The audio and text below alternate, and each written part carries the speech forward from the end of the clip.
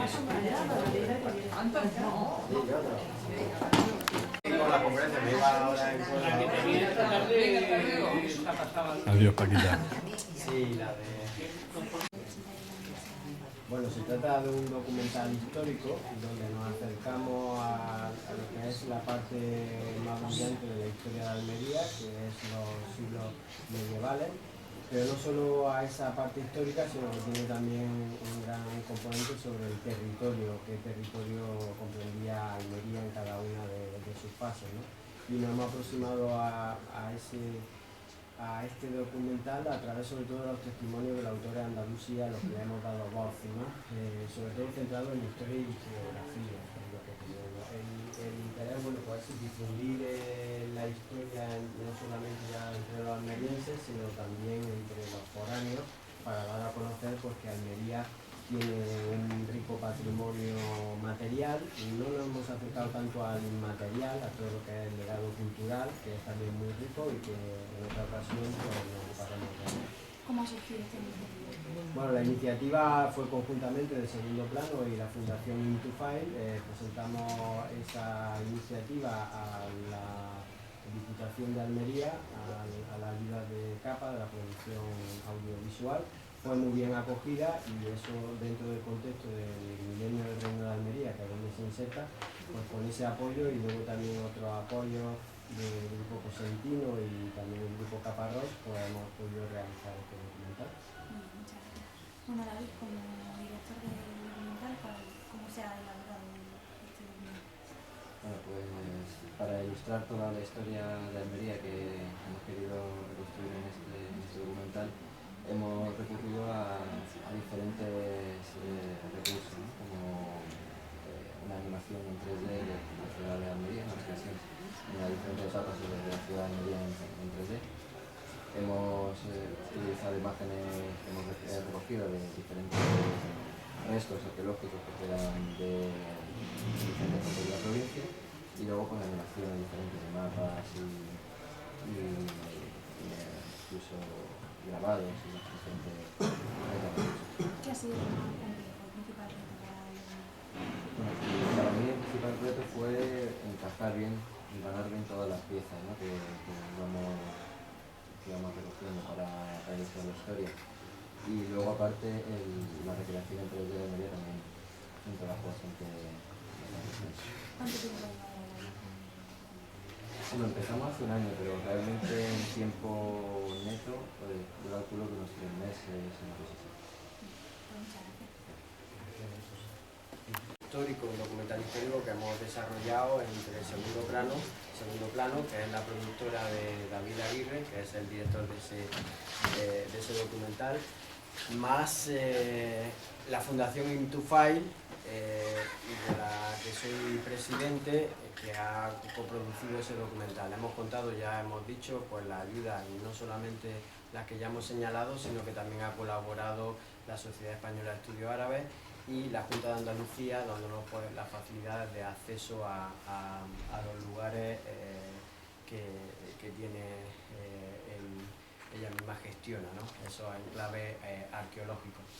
Bueno, quizás daros algunas pinceladas, como ha dicho David, pues tiene muchos elementos técnicos, sobre todo el que a él más ha destacado es el 3D, que ha sido el más complejo, sobre todo porque en el documental, como veréis luego al final, hay un amplio equipo de personas. Ahora estamos solo nosotros dos, como cabezas visibles, pero lógicamente en ese documental veréis pues que hay una música. El trabajo de la música ha sido Ángel Salazar, que lo que ha hecho ha sido, le pedimos que fuera música andalusí, que le habíamos pasado actualizada, hecha con ordenador. Hay también una locución, la locución es Juan Carlos Ruiz, le sonaba quizás la voz, una voz de Canal Sur que estuvo hace tiempo, y luego también Juan José Ceba, el maestro y poeta también almeriense, que ha prestado para la lectura de los textos. El 3D lo ha realizado José Luis Contreras. Era muy complicado porque es meter en el ordenador Almería como era Almería, entonces eso requiere no solamente conocimientos técnicos, lo que ha hecho José Luis Contreras a través de polígonos pues ir creando esa realidad que ahora va a permitir mucho juego, sobre todo porque lo que hemos intentado, a grandes rasgos, ya está esa ciudad, ¿no? Esa ciudad que lógicamente a través de los conocimientos arqueológicos, que ahí es fundamental, ya no solamente los textos históricos, que son los que yo controlo, sino también todo lo que se ha ido haciendo en las excavaciones. Ahora mismo se han hecho 400 excavaciones aproximadamente en la ciudad de Almería y se han ido apareciendo restos, ¿no? Eso hemos incorporado algunas cosas, las fundamentales, pero es una labor que todavía tendremos que ir haciendo sucesivamente, progresivamente, ¿no? Aparte de que afortunadamente pues se seguirán haciendo excavaciones. Ahora mismo si visitan los alrededores del Alcazaba verán que por allí, por la zona del Mesón Gitano, han hecho excavaciones y están apareciendo, en ese caso están apareciendo casas nazaríes, ¿no? Está apareciendo precisamente un punto muy interesante porque era donde acababa la ciudad de los ciudadanos y donde empezaba la ciudad de los poderosos del poder, que era la Alcazaba, una zona fronteriza que muchas veces, lo que yo he dicho, la Alcazaba y los poderosos a veces se alejan del pueblo y se fortifican no solamente contra los enemigos, sino contra el mismo pueblo, porque más de una vez también el pueblo exige a sus gobernantes determinadas cosas y a veces pues los gobernantes responden y otras veces no responden y se producen sublevaciones. Bueno, si les parece, mejor que hable quizá David, algunos elementos, yo completo y luego vemos y damos pie a una charla para que, sobre todo ya que estamos en la universidad, pues más por introducción de los contenidos históricos, esos contenidos tanto históricos como geográficos que hemos plasmado, aunque también siempre es muy interesante cómo lo hemos intrincado, ¿no?, entre la parte técnica y la parte científica, ¿no? Bueno, buenos días. Yo la verdad que eso, que para mí hacer el documental, cuando Jorge me planteó este guión y demás, me preocupé un poco, ¿no? La forma de acercarme a toda esa información, a toda esa historia que él proponía. Yo estoy acostumbrado a trabajar con imágenes, ¿no? Ir con mi cámara, hacer unas grabaciones y ilustrar una historia. Entonces lo que me proponía Jorge no tenía recursos, ¿no? Entonces había que plantear, pues eso, muchos mapas, había que plantear animaciones que no teníamos, había que reconstruir toda esa historia que es en cierto modo pues, muy lejana, ¿no? Entonces al principio pues eso, era un poco la sensación de tener un rompecabezas muy grande y tener que ir hilvanando las piezas, ¿no? Colocando las piezas para ilustrarlo de una manera, además de didáctica, o además de que refleje lo que Jorge quería contar, que fuera entretenido y que fuera de una manera amena, ¿no? Entonces, bueno, pues se fue haciendo poco a poco y pues, según fuimos avanzando, pues viviendo más claridad, ¿no?, en ese rompecabezas. Como ha dicho, pues eso, participa mucha gente de diferentes puntos de vista. También creo que enriquece mucho las acuarelas, que ahora verán, que hemos animado unas acuarelas también para darle un poco más de viveza, ¿no?, al montaje, que son de Federico Tomás, un amigo de Jorge, y bueno, que al final he disfrutado mucho de hacer este documental y he quedado bastante contento, ¿no?, con esa... a pesar de la dificultad que en un principio me preocupaba, pues creo que al final lo hemos resuelto, hemos aprendido también muchas cosas y a mí me gustaría poder continuar, ¿no?, con esta línea de trabajo y sacarle más partido, sobre todo a las cosas que ya hemos avanzado, ¿no? Ya ha comentado Jorge lo del 3D. El 3D hemos hecho una recreación de la ciudad muy amplia. O sea, es decir, las imágenes que se van a ver del 3D son imágenes generales de la configuración general de la ciudad. Ahora el siguiente paso que queremos dar es darle más realismo, darle más detalle a cada zona de la ciudad y poder hacer una recreación un poco más cercana, ¿no? Poder meternos por alguna calle, recrear algún baño árabe o recrear, no sé, darle un poquillo más de realismo y de detalle. Y nada, que espero que os guste y que luego podamos comentar lo que queráis. Bueno, yo completando un poco lo que decía David, pues bueno, yo personalmente me he quedado muy contento con el trabajo de todo el equipo, especialmente David como director, ¿no?, porque ha sabido darle, con todos esos elementos muy diversos, como él decía, ¿no?, en una conferencia, pero verán que la estética está bastante conseguida, ¿no? Hemos procurado, eso sí era tarea mía, de hacer las imágenes o todos los elementos, darle mucho rigor histórico, ¿no? Entonces verán que ahí afortunadamente hemos contado, siempre es peliagudo algunas de las cosas, contamos, por ejemplo, empezarán viendo la acuarela. La acuarela, hay mucho material que se ha hecho precisamente para el documental, ¿no? Entre ellas esa acuarela de Federico Tomás, que él mismo hizo varios bocetos, y verán entonces aparecer una nave. En aquellos tiempos, con ese poema, se comparan esas naves con cuervos porque iban calafateadas de negro. Él en un primer momento había pintado, aparece con una vela latina que ya estaba muy en uso en el Mediterráneo, pero si se notan, si se observan detenidamente, verán que aunque inicialmente había pintado un timón de podaste, una de los grandes avances que se produjo, no teníamos seguridad de que ya en el siglo XI, porque el documental empieza en el siglo XI. David utilizó el recurso de poner una regleta del tiempo, que ya la teníamos hecha para otra obra, y que el documental, como va a ser muy denso, todos los elementos estos, para que no nos perdamos, son claves, ¿no? Los 10 primeros momentos van a ser de la historia, y luego hay otros 10 minutos aproximadamente de la geografía pura y dura, y luego una parte con textos literarios, pero en apoyo de la geografía, ¿no? Bien, como digo, pues toda esa parte histórica, muy cuidada, pues al final decidimos que, como no había constancia de que ya se estuviera en uso el timón de podaste, pusimos 2 timones laterales, que es lo que aparecerán ahí, ¿no?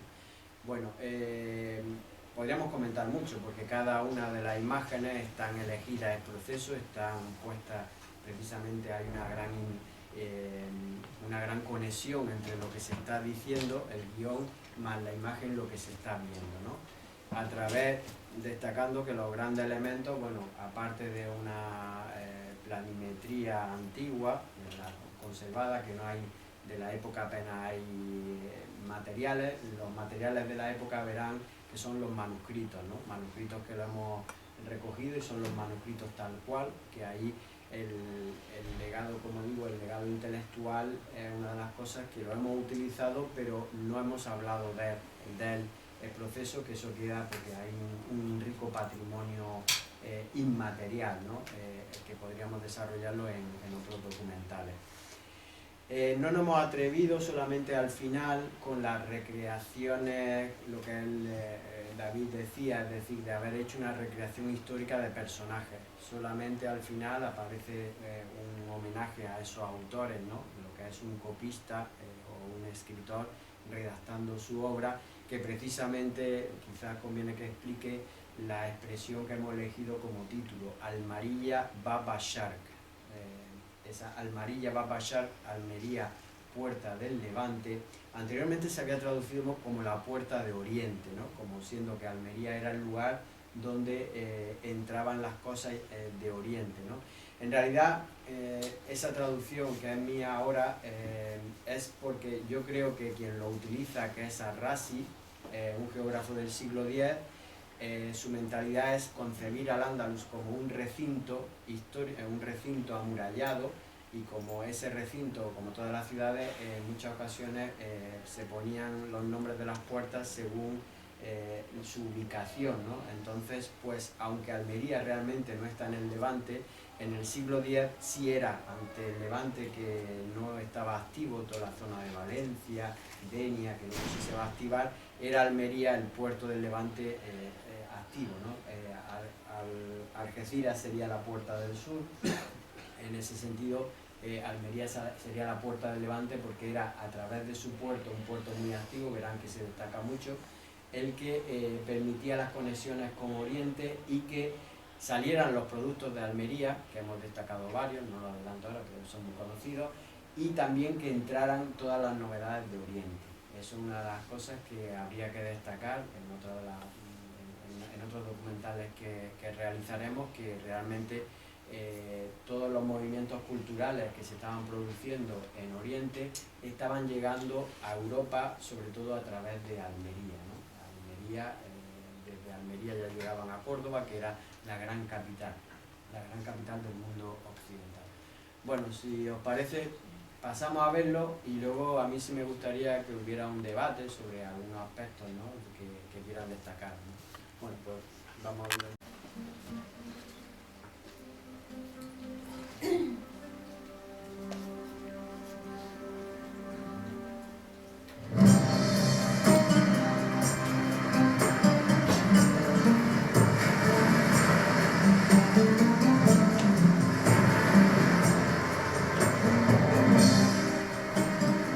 Hacia ti dirigimos los barcos que avanzan veloces, como si fueran cuervos que se asustan de la puesta de sol. Con todo el trabajo que está haciendo, pues, tratamos de aprovechar la oportunidad tanto de administraciones como de la gente de que lo aprovechemos así, ¿no? Podría haber, con todo el trabajo que está haciendo, pues a todos nos gusta ir aprendiendo. Entonces tratamos de aprovechar la oportunidad esta que nos da el milenio a que profundicemos más en el conocimiento de nuestra historia y de nuestro territorio. Yo creo que tenemos una oportunidad clave, ¿no?, ahora que se está conmemorando el milenio, que hay un mayor sentir, una mayor sensibilidad hacia esa historia, ¿no?, por parte tanto de administraciones como de la gente, de que lo aprovechemos así, ¿no? Por eso es lo que el documental se inserta también en unos ciclos de conferencias que hemos programado, que van a empezar, ya hemos empezado. Yo estuve el otro día con una conferencia sobre el puerto, pero ahora empezaremos a partir del 16 de octubre sobre distintos elementos claves, ¿no? Aparte de lo que viene aquí, que les recomiendo este folleto que tenemos, hay otras conferencias que no están aquí que se van a dar. Entre ellas será lo que es la jornadas técnicas de la Alcazaba, que van a ser los días 27 y 28 de noviembre y que están dedicadas, pues como no podía ser menos, pues bueno, a la Alcazaba, pero al siglo XI, al siglo del milenio, ¿no? Yo ahí intervendré con el tema de cómo era Almería en el siglo XI específicamente y su relación con la Alcazaba. La Alcazaba, pues no se entiende sin la ciudad y la ciudad sin la Alcazaba, ¿no? Es clave esa relación entre ciudad y Alcazaba ahora y antes, ¿no? Pero vendrán otros muchos investigadores para tratar también temas relacionados con ello y complementarios a los que nosotros hemos programado aquí. También va a haber el sábado siguiente, del día 29, habrá una conferencia, habrá un ciclo de conferencias el mismo día sobre el tema de la arqueología, que es clave, ¿no? Ahí será donde yo también intervengo con cómo era la ciudad de Almería en aquellos momentos. Si os parece, comentamos algunos aspectos, los que os llamen más la atención sobre lo que habéis visto. Si alguien quiere... Evidentemente, el documental este es muy denso, tiene un montón de cosas. Pero echo de menos dos cosas. La cita de dos plantas. Una, las moreras, que no se citan y son fundamentales con la seda, evidentemente. Y además había muchas, la mayoría de la gente cree que han desaparecido totalmente cuando quitaron la de la Rambla, cuando arreglaron la Rambla, que prometieron que las iban a poner y evidentemente, como eran promesas de políticos, son promesas de políticos. Entonces, las moreras esas no sabemos dónde están. Pero hay una calle todavía que está llena de moreras. Habrá que esperar en verano y tomarle unas imágenes para añadirlas. Yo creo que se debe añadir. Citar por lo menos unas moreras y que se vean las moras ahí. Y otra cosa fundamental es cuando se ven tantas adelfas, que sabéis que son venenosas, pues poner, que son muy bonitas de vista, pero son venenosas, poner otra cosa que es muy típico de la zona y de todo el área musulmana y que es muy bueno, son los higos, no los chumbos, sino la higuera, pero que se vean bien ahí, que se vean bien unos higos, que se vean bien esas cosas. Y yo son las dos cosas que he echado de menos siempre. Bueno, como había explicado, esto ha tenido que ser, ha quedado muy denso y era imposible meter más cosas, ¿no? Meter más pueblos, nos hubiera gustado mencionar muchísimo más, entonces hemos tenido que ser muy selectivos, ¿no? Entonces, bueno, el tema de las moreras no lo hemos mencionado porque hemos mencionado la seda, ¿no? No nos hemos metido ya más en profundidad, Entonces, pues bueno, eso ya será tema de conferencia o el desarrollo de estos documentales ya más específicos por zona, porque bueno, como decía Eduardo, aquí en Almería teníamos el recuerdo en la Rambla, yo cuando era pequeño, y cogía de allí las hojas para los gusanos de seda. La misma Rambla Obispo Orbera, en los planos antiguos, aparece como se llamaba Rambla de los Sederos, que era como se llamaba la Rambla Obispo Orbera antes de llamarse así, ¿no?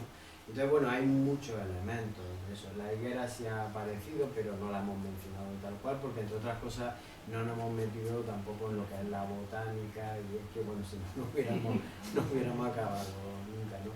Como habéis visto, incluso en la parte de la historia hay muchos hechos históricos que lo hacemos de pasada, muchos lo hemos omitido porque es imposible comprimir 8 siglos, ¿no? en tan poco tiempo, ¿no? La idea, de todas formas, que el documental fuera una especie de constitución, es decir, de planteamiento general, donde se tocan temas muy diversos y que permiten después desarrollos, ¿no? De hecho, pues cuando estábamos rodando, pues teníamos la intención, incluso se ha grabado ya mucho material, pero de haber hecho otra serie que fuera por regiones, ¿no? Por cada una de las regiones, entonces ahí fundamentalmente pues sería mencionar, como nos lo han llamado la atención en otras de las presentaciones, que no hemos mencionado la Alpujarra, no aparece el nombre de la Alpujarra, ¿no? Eso también es una de las cosas que son tantas cosas, porque en realidad, bueno, si no se menciona la Alpujarra, pero luego se omite otra de las zonas, ¿no? Nuestra intención, pues igual, ha sido reflejar distintos elementos. Ahí la Alpujarra, pues bueno, aparece todo lo que es la Baja Alpujarra, Berja, Galías, ¿no? Pero toda esa zona luego también, ahora mismo, pues la zona de la Aujaria entra dentro de la Alpujarra, incluso Guanes, que no lo mencionamos tal cual, pero aparece que es materialmente imposible, ¿no? Meter. De hecho, era un poco más extenso. David fue el que me planteó que había que recortarlo, porque quedaba muy agobiado. Explícalo tú un poco, ¿no? Sí, bueno, la premisa primera que teníamos era que tenía que durar 30 minutos. Entonces, bueno, Jorge escribió un guión, metimos el guión completo, pero a mí me daba la sensación de que empezaba a dar nombres, a dar fechas, a dar datos, que sin una pausa y sin un poco, digamos así, todavía está es rápido, ¿no? Pero bueno, sin una pausa son difíciles de asimilar. Entonces yo le planteaba que hacía falta, pues eso, que se diera un dato, se reposara, no sé, 2 segundos, 3 segundos, y que fuera un poco más pausado. Entonces pues le pedí que él, como guionista, buscara las partes que eran menos, o sea, las partes que fueran prescindibles, que se pudiera reducir. Y bueno, pues, tampoco fue mucho lo que quitamos, fueron un par de... Bueno, sobre la parte inicial, bueno, primero hay una selección previa que al hacer yo el guión, pues, que presentamos a la Diputación, pues fue un poco, no lo habíamos medido, pero no el tiempo que duraba, aunque luego era clave que el documental, por cuestiones también de proyecciones luego en televisiones, pues hay unos metrajes que no pase de 30, o si ya pasa tendríamos que ir al de los 50, ¿no? Y le interesaba que fuera dinámico. Entonces, bueno, yo previamente ya había hecho esa selección, que luego intenté a lo mejor, pues siempre, ¿no? Metes una cosa pero tienes que quitar otra, entonces ya se te plantean ahí grandes problemas, ¿no? Luego hubo que quitar casi 3 minutos o algo así, yo creo que hicimos unas selecciones, y es clave que, como ha dicho David, que dejemos un poco respirar, ¿no? También que se vean quizás, bueno, no lo hemos dividido, preferimos no dividirlo en partes, pero si os dais cuenta, pues hay claramente una parte histórica, que ahí sí está la regleta, ¿no?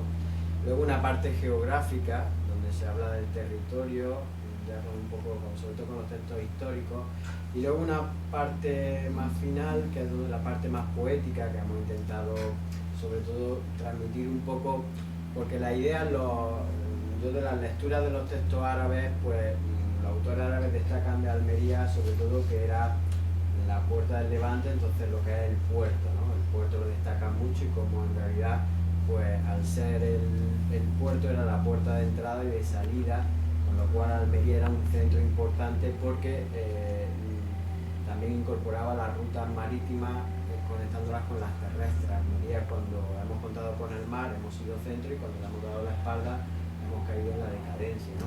Luego los autores árabes también transmiten mucho la idea, el clima no ha variado mucho desde entonces y Almería lo describen como una zona árida, pero con vergeles dentro de esa zona árida, ¿no? Oasis, ¿no? Ahí lo hemos destacado también en lo que ellos dicen, como que eran oasis en medio de casi de un desierto donde era difícil llegar a ellos, pero luego lo compensan, ¿no? Entonces hemos querido transmitir el que los almerienses de aquella época tenían un gran sentimiento por la naturaleza, cuidaban muy bien también, se daba, aquí solía darse un minifundio, es decir, cada gente tenía su pequeño terrenito, que lo cuidaban bien, sus jardines. Entonces ese amor por la naturaleza hemos intentado transmitirlo a través de esos poemas, ¿no? En esas imágenes que ha sido en la tercera parte donde se vuelve un poco más del lirismo, ¿no? En eso. Entonces, bueno, hemos tratado de que sea un poco... El documental hace mención a los estudios, pero a la isleta del Moro se ha visto las imágenes y yo por lo menos no sé de dónde viene el nombre esa isleta del Moro. Tendrá que ver con algo de la historia, ¿no? Sí, además luego se va a ir la isleta del Moro, Arraez, Muhammad incluso, porque va con progresividad y que luego allí, por aquí a veces decimos la isleta, pero luego tiene su nombre, ¿no? Ese es un lugar clave, ¿no? Además, si vais allí veréis que el peñón que hay en el suelo no habla por sí mismo, entonces hay restos de cerámica muy antigua, hay cerámica prehistórica, ¿no? Entonces pues ha sido un clave porque es un puerto natural, ¿no? Y toda esa parte es Cuyo, entendiéndolo como un todo, ¿no? Los escullos y la isleta del Moro, ¿no?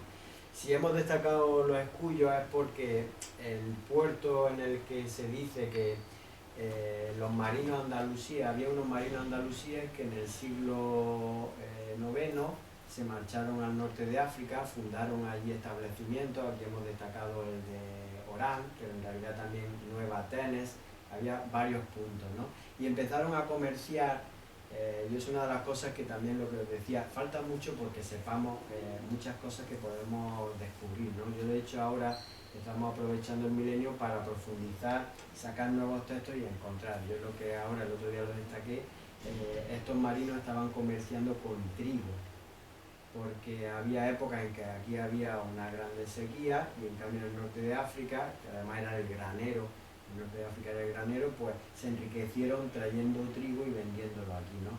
Entonces establecieron aquí, ya volvieron, aquí eso falta todavía por saber por qué se van de Al-Ándalus y por qué deciden volver. Eso ahí influye mucho la coyuntura histórica de los gobernantes de Córdoba.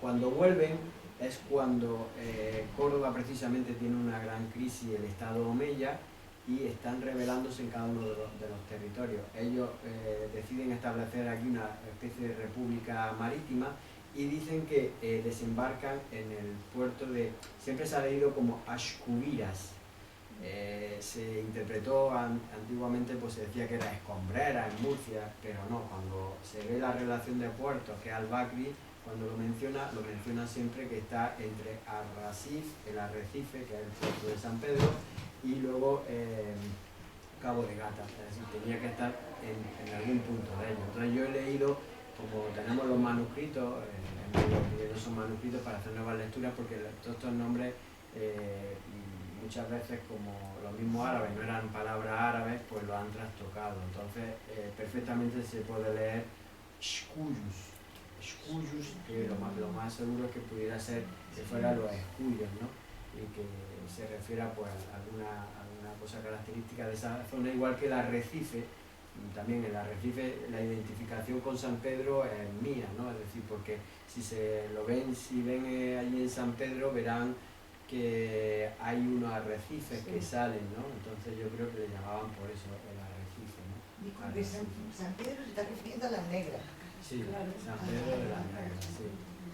San Pedro, que es un punto también muy clave porque tiene agua dulce, agua potable, ¿no? Hemos destacado mucho todo el tema del agua, ¿no? Porque es clave, ¿no? Para que haya vida y haya establecimiento humano en las zonas tiene que haber agua, ¿no? Sí. Levante. Sí. Y un sitio donde pudo haber mucha confluencia de gente que venía tanto de Oriente como de Córdoba o de Granada. Sí. ¿Qué relevancia cultural o intelectual tuvo la ciudad en ese momento? Pues muchísimas. A nosotros, bueno, hemos desarrollado la Biblioteca del Andaluz, donde hemos hecho un estudio de todos los intelectuales andalusíes, ¿no? Entonces, pues Almería nos salía en algunos momentos la cuarta ciudad del Andaluz y en otros momentos la quinta, ¿no? En competencia con Málaga, ¿no? Que eran las dos cuartas, las principales ciudades, las tres primeras, pues inevitablemente, pues Córdoba, por este orden, Córdoba, Sevilla, Granada. A esa es imposible desbancarla. Pero Almería nos tiene una gran importancia, sobre todo hasta la época almorávide, hasta el 1147, en que se destruye, y es que ahí fue bestial, porque fue una destrucción total, se quedó despoblada prácticamente Almería, y por eso fue por lo que ahí Málaga aprovecha, y Málaga es importante en la época almohade. Después se repuso, eso es una de las cosas que se destaca en el siglo XIV. Y ahora, esa importancia, pues vemos que intrínsecamente, es decir, aquí en Almería tenemos un rico legado, es decir, hay muchos autores almerienses.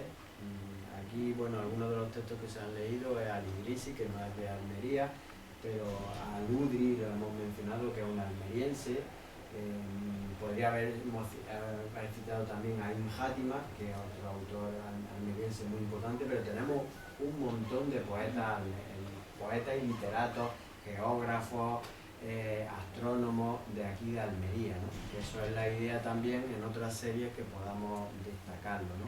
Pero aparte de los almerienses propiamente, lo que sí también contamos con muchos otros que se establecieron desde fuera, tanto andalusíes, como por ejemplo Ibn Hazm, el autor del Collar de la Paloma, la obra más conocida y más importante, pues fue un cordobés que vivió aquí en Almería, que luego se estableció en otra zona, en este caso en Játiva, y en Játiva escribió el Collar de la Paloma, donde Almería está muy presente y su recuerdo aquí en Almería, ¿no? De hecho lo compone para un almeriense que seguramente haría de mecenas. Pero aparte de todos estos andalusíes que venían y se establecían aquí en Almería o venían de paso para ir a Oriente, porque Almería daba muchas oportunidades, entonces no había líneas regulares y como había que negociar con los capitanes de barco los pasajes, pues Almería ofrecía muchos destinos, ¿no?, a los que ir, y además muy rápido, que no tenías que esperar mucho tiempo a que llegara un barco para poderte trasladar, ¿no? Aparte de eso, como digo, todas las corrientes que venían de Oriente, entonces no había televisión, no había nada de esto, que llegaran vía, entonces tenía que traerla alguien. Tenía que traerla una persona que fuera a Oriente o un oriental que viniera al Andaluz, pero físicamente, ¿no? Tanto él, que eso es fundamental en la cultura árabe, lo sigue siendo ahora el contacto directo con los maestros, ¿no? Entonces, pues tenía que traerlo esa persona, o también en forma de libro, ¿no? Con lo cual, entonces, aquí teníamos la ventaja de que Almería era el primer punto de la península ibérica donde llegaban esas corrientes, que luego se difundían al resto, ¿no? Eso, en el tema de los movimientos culturales y las corrientes de todo tipo, sobre todo intelectuales, pues es difícil seguirle el camino, porque hay que rastrearlo, pero si lo rastreamos lo comprobamos. Lo que también es más fácil en el tema artístico, ¿no? Entonces, pues muchas de las innovaciones también artísticas que se dan aquí en Al-Ándalus vienen de fuera y sabemos que pasaron por aquí, por Almería, ¿no? Pues como por ejemplo en el mármol que lo destacamos aquí, los tipos de enterramientos, pues hay unos muy típicos que son las macabrillas de mármol, que el primer sitio de Al-Ándalus donde se constata es en Almería, venían de Túnez, procedía. Sabemos que antes de Almería pues se estaban dando en el norte de África, sobre todo en la zona de Túnez, y luego empieza a darse aquí en Almería y luego ya se expande en otras localidades de Almería, ¿no? La Almería fue clave, ¿no? En ese sentido yo creo que por eso una de las cosas que hay que destacar ahora y que podríamos también reivindicar, de que Almería se postulara para ser un centro, ¿no?, de realmente de cómo aquí podríamos aglutinar un rico, todo ese legado intelectual andalusí que fue muy pujante, y que Almería tuvo un papel fundamental en su difusión, ¿no? Las curvas de nivel, ¿no? Entonces se han hecho las curvas de nivel. A mí me resultó muy gratificante ver primero Almería desnuda, como era Almería sin edificaciones. Eso era muy difícil ya hacerlo, porque eran interpretaciones, porque evidentemente a todos los planos que recurrimos ninguno dan cotas de nivel, porque entre otras cosas todas las edificaciones están hechas sobre otras anteriores y es muy difícil saber cómo estaría Almería.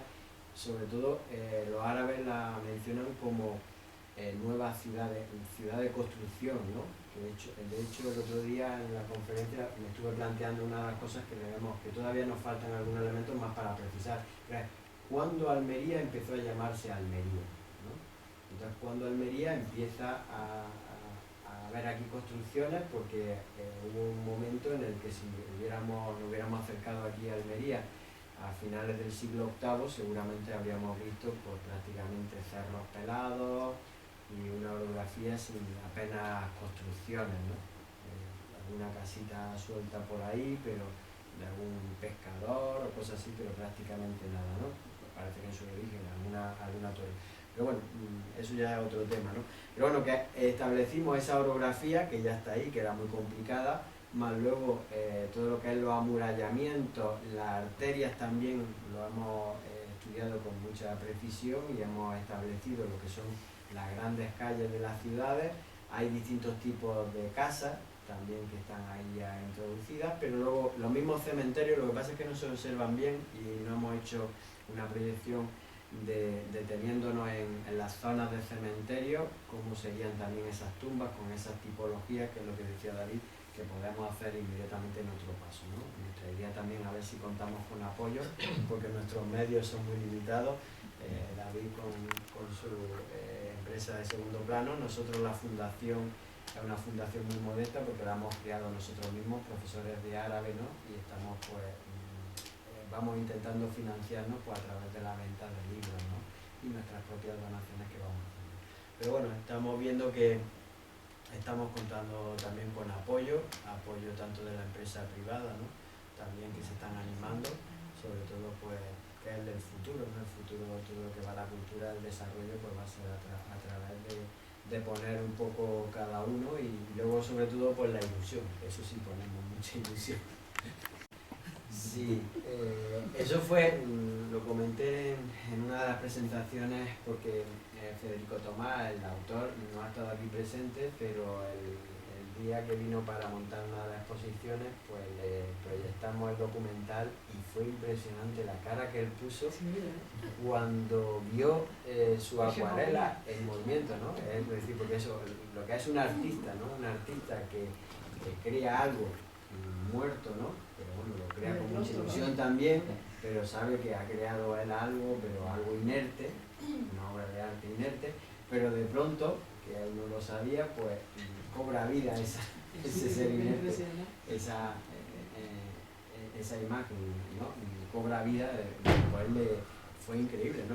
Lo destacó él también, ¿no? Sin que yo se lo hubiera llamado la atención, ¿no? Y lo explica como pues eso es realmente, yo en ese sentido es una de las cosas que estoy más contento, ¿no? Cómo ese trabajo en equipo, de cómo podemos aportar cada uno nuestro granito de arena, ¿no? En esas cosas, porque ya no solo en el caso de Federico Tomás, sino también un amigo, Jesús Contreras, habíamos tomado vista aérea hacía ya tiempo y luego la incorporamos sin él saberlo, y en ese sentido pues también pues, ahora ha sido gratificante, él mismo también. Que las fábricas de seda estaban por la avenida del Ancla. Bueno, fábricas de seda, ahí se menciona, uno de los grandes muchos errores acreditados, ¿no? Y uno de ellos empiezan, ¿cuántos telares tenían Almería? ¿No? Y de ahí uno empieza 8.000, 5.000, no sé cuántos. El dato lo hemos puesto aquí, el dato de Al-Idrisi habla de 800 telares. Cuando ya hablan de 8.000, dice, bueno, ya cada uno tenía un telar en su casa, ¿no? Entonces, bueno, a lo mejor también un telar pequeñito, pero no, Al-Idrisi menciona 800 telares, ¿no? 800 telares que estarían repartidos en una población que en la mayoría de los casos se hablaba que quizá Almería tuviera 30.000 habitantes. Yo creo que tendría más. Me interesa el cálculo de 30.000, no hay estadísticas, ¿no?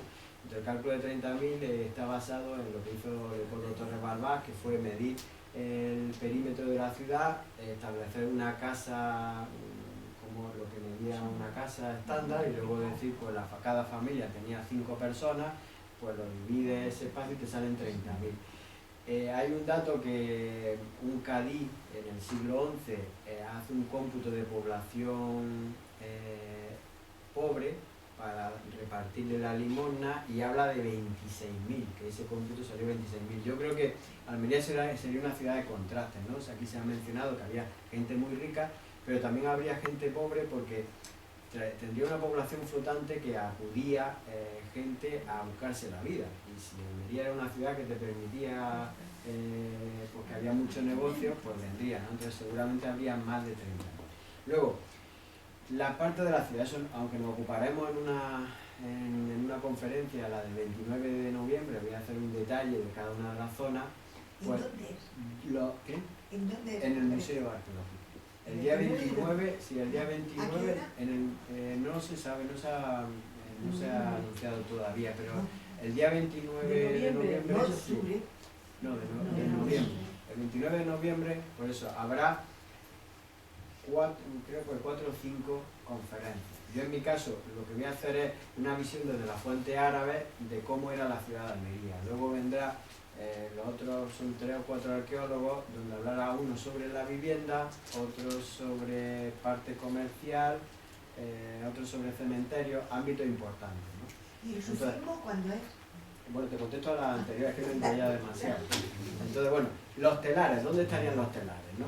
¿Dónde estarían? Es difícil saberlo, pero bueno, la ciudad, la parte más industrial de la ciudad era la zona de la Changa, lo que es el arrabal de Al-Haud.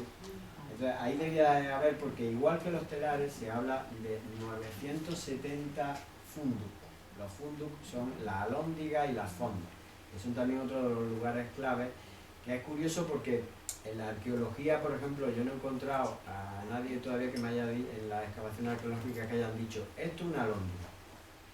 Estoy seguro de que si había 970, pues alguna seguro que ya han descubierto, ¿no? Yo tengo la sospecha cuando el arqueólogo habla de una casa con un patio muy grande y tal, pues digo, no es una casa, eso es lo que está describiendo seguramente una alhóndiga, ¿no? Que es como la del Corral del Carbón en Granada, eso es una típica alhóndiga, ¿no? Entonces, la mayoría de esas alhóndigas, inicialmente, la mayoría de las alhóndigas y de los telares estaban en la zona más industrial, que era el arrabal de Al-Haud, que fue precisamente el que destruyeron en el 1147. Ese arrabal lo arrasaron por completo, y yo creo que intencionadamente, porque era para dejar sin industria Almería, y ya nunca más volvió a prosperar. Pasó de ser la zona más rica a ser la zona más pobre. Era una zona clave porque estaba en su origen, el otro día también no lo mencioné, la parte, el nombre de Al-Haud aparece ya en los textos antes de Almería, incluso, el nombre de Al-Haud, no todavía como arrabal, pero sí aparece ese topónimo, que era la hondonada, una especie por una configuración, así donde hay una rambla y pasa por ahí, hay un curso fluvial que no se sabe tampoco hasta qué punto pudiera haber alguna época donde hubiera ahí un curso fluvial permanente, pero no lo parece, ¿no? Pero sí, por lo menos cuando llovía, pues habría, ¿no? Lo que sí hablan los autores también, que la desviaron. Pero bueno, ceñiéndome a esto, lo más seguro es que estuviera por esa zona, aunque luego el eje comercial se fue desplazando también hacia toda la parte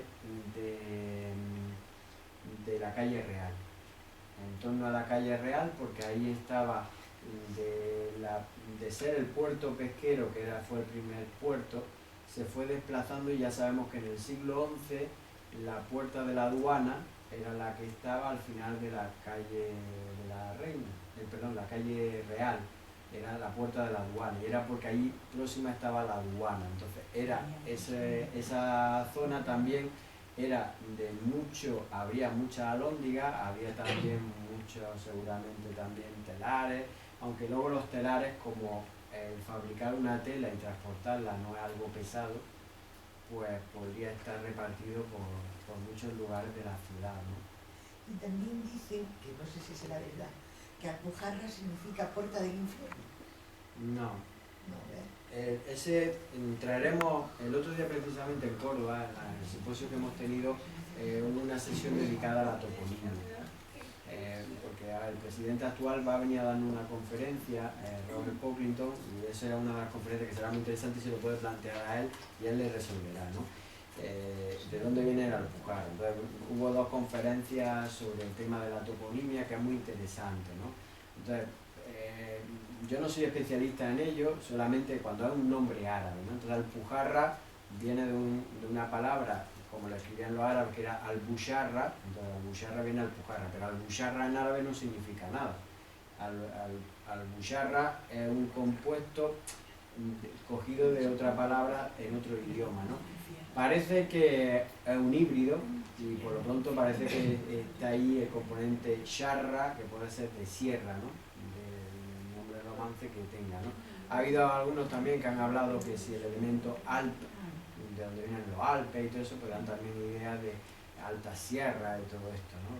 Entonces, no lo sé, yo no, como al no ser especialista tal cual, entonces ese nombre como no es árabe, yo estoy especializado en los árabes, pues no lo sé, pero es una incógnita. ¿Y cuándo viene? Porque bueno, las grandes aportaciones a la toponimia, pues por un lado, la cultura árabe, que solamente los topónimos que son de nueva creación, como Almería, o luego la toponimia menor. Si entramos dentro de los pueblos, ya los nombres, la microtoponimia, no la macrotoponimia, ellos sí, la gente de aquí al arabizarse, pues le dieron esos nombres árabes. La aportación siguiente, la romana, la latina, es decir, muchos de esos nombres pues habían pasado por la romanización. Pero antes de la romanización estaba pues la lengua prerromana, que era el íbero. Pero el íbero, el gran problema es que los romanos machacaron completamente lo que había, entonces no tenemos plena seguridad, pero la lengua íbera era coetánea a la lengua bereber y la lengua también a la vasca, ¿no? Entonces por eso en vasco hay da clave muchas veces de cómo sería esa toponimia también aquí en estas otras regiones, ¿no? Luego ya hay otras aportaciones, ¿no? La griega, la fenicia. Nosotros aquí contamos con nombres fenicios, como era, por ejemplo, Baria, era un enclave fenicio, que luego cambió a Baira, y de Baira quedó en Vera, ¿no? Como vemos. O también Abdera era otro enclave fenicio que lo establecieron esos fenicios y luego fue cambiando por las distintas lenguas hasta pasar en árabe que era Adra y ya quedó Adra, ¿no? Esas transformaciones que se pueden explicar, ¿no? Con esas adaptaciones, ¿no? Son muy curiosas. La toponimia nos da grandes sorpresas, pero ahí es donde podemos estar seguros, ¿no? Yo en mi caso, uno de los topónimos que descubrí fue el Cabo de Gata. Eso, el Cabo de Gata, cuando decimos Cabo de Gata, me dice la gente Gata, que si la Ágata, todo eso es tontería. Cabo de Gata es el cabo del cabo, pero en lenguas distintas. Ya estamos diciendo, y ese Gata en realidad es caput, el caput A mí me ha latino. gustado, perdón, Sí. me ha gustado mucho, me ha parecido muy Pues interesante. muchas gracias. Caput latino, que lo adaptaron los árabes y le llamaron cápita, ese cápita, le dijeron capta, agapta y quedó en gata. Pero en realidad es el cabo del cabo en 2 idiomas, en castellano y en latín. Pasado, eso sí, pasado el segundo elemento por el árabe. Que eso sí es clave porque todos los nombres no han pasado por el árabe, ¿no? Esa es una. Bueno. Mire, 2 cosas, y perdónenme, que nos han gustado mucho, pero ninguno de los dos, o yo no lo he entendido, sabemos cómo se llaman. Por ejemplo, usted sé que ya es profesor de árabe, luego ya ahí, pero David, solamente David.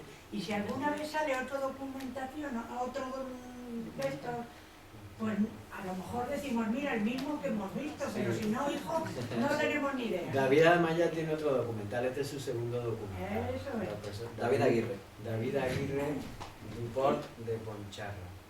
Bueno, ese ya es segundo, pero bueno, Aguirre Ya la Aguirre además tiene historia, o sea que ya nos acordamos, pues muy bien. Sí, él además, David, yo por eso lo conocí a través del documental que había hecho de la Cueva del Agua, que me gustó mucho, entonces por eso fue también cuando empezamos a colaborar. En mi caso yo me llamo Jorge Lirola, soy profesor de árabe. Por eso ya, sí, ha dicho que era un profesor de árabe. Sí, Sí, que no.